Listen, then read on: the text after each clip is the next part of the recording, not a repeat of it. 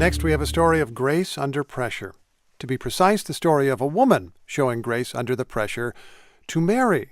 She lives in Pakistan, where women are urged to get married early. This young woman wanted to wait and began listing ways that she had deflected Pakistani matchmakers. She wore a fake wedding ring, she pretended to have a boyfriend, and then she realized that all this would make a great board game. NPR's Dia Hadid reports from a Karachi, Pakistan living room. I'm sitting with Nushra Balagamwala and her friends, 3 women and a young man. They're testing out her board game, Arranged. 1, 2, 3, 4. The game revolves around the Rishta auntie. That's slang for a matchmaker. She's famous for her meddling and sizing up of young women for available matches. You, the player, must dodge Rishta auntie by drawing cards that allow you to act scandalously. The aim is to shock her enough to make yourself less appealing as a match for a nice conservative boy.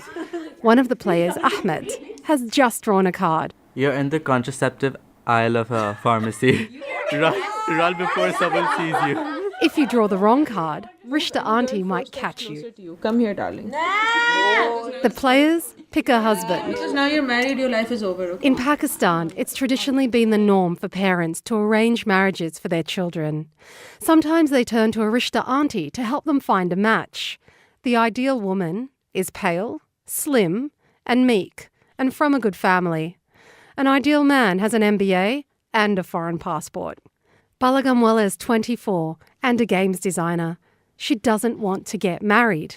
She says she thought of the game after she was asked to meet yet another potential husband. So I started stalking him on Facebook to find something wrong with him so I could tell my parents and get out of it. And then I was like, instead of doing this every time a boy comes up, why don't I just get rid of the problem once and for all? And so I started listing everything that I'd done to get away from an arranged marriage. That included getting a tan. I think I look more attractive with a tan, but Pakistanis and older women think I look less attractive, so it's a win-win situation. And from all her attempts to dodge marriage, I turned it into a lighthearted game of running away from the matchmaker. Balagamwala raised money on Kickstarter, and it was a success.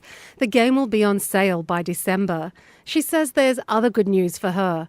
Creating the game made her toxic to Rishta aunties. I'd essentially become the least eligible lady in terms of arranged marriages, and it's amazing. Like, now I'm free to go marry whoever I want. You and your friends don't sound like the kind of people who would be bullied into this. We get bullied into it more often than you'd think because of the phrase "log kya kahenge," which is what will people say. It's not just pressure from your family, but from society. They start to think there must be something wrong with this girl. And that impacts the chances of marriage for the rest of your siblings.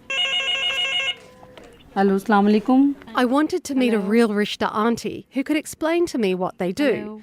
So I went to Mumtaz Qureshi. She's a 36-year veteran of the matchmaking craft.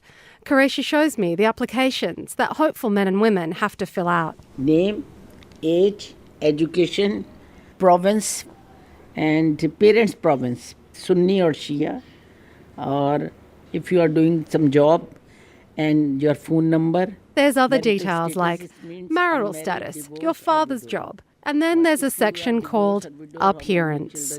Qureshi fills that out herself. If you're slim and pale and young, you'll get an A.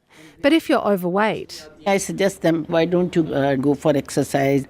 Because people don't like fat girls. There's at least a dozen binders crammed with applications. They're divided by category. Doctors, their file. This is a file just for doctors. For doctors. There's another for divorced people, and one simply labelled overage. After 30 years, I will say overage. Qureshi's old school, but in rapidly urbanising Pakistan, her skills may become obsolete. According to a prominent sociologist, about half of all young Pakistanis in cities choose their own spouses now. And that includes Qureshi's son. One son also done love marriage. Qureshi thinks love marriages, as they call them here, are okay. But regardless of how you get married, she counsels the same advice to make it work. Be patient. Dear Hadid, NPR News, Karachi.